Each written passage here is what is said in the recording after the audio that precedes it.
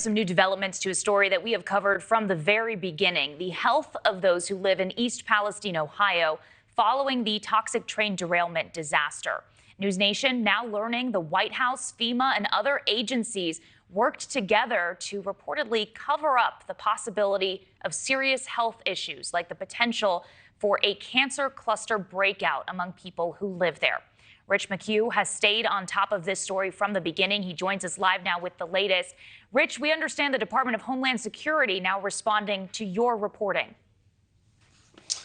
Hey, Brooke. Yeah, that's right. So our story clearly struck a nerve. Our story from Friday about the devastation and the potential cover-up in East Palestine. So initially, when they burned these 5 tankers full of 116,000 gallons of vinyl chloride, people complained they were sick. They were sick for months. 7 months later, President Biden sent a FEMA representative there under an executive order to assess the unmet needs of the community. Now, new documents from FEMA obtained through the Freedom of Information Act show extensive coordination between FEMA, the White House, National Security Council, EPA, Department of Justice, voicing serious concerns about health toxins, the unmet needs of East Palestine following the train derailment.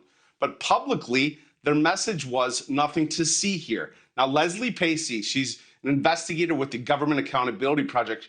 She sued to get these documents because they would not turn them over in a traditional FOIA. Here she is. It showed that FEMA knew healthcare was the #1 issue. It was only discussed internally. And it actually was discussed all the way up to the White House. There's White House officials and National Security Council officials discussing the dangers of the cancer cluster potential and the health issues, and discussing whether or not to release the unmet needs report to the public and to the media. Now the Trump administration is slamming the Biden White House response. A Department of Homeland Security spokesman says in a statement, emails of FEMA ignoring a potential cancer cluster breakout in East Palestine, Ohio, under the Biden administration is yet another outrageous example of the gross mismanagement and poor treatment of Americans under the prior administration. Now, we reached out to Ohio officials. Senator Bernie Moreno gave us this statement. He said the Biden administration abandoned East Palestine because it was the exact voters they hate, white working class Americans.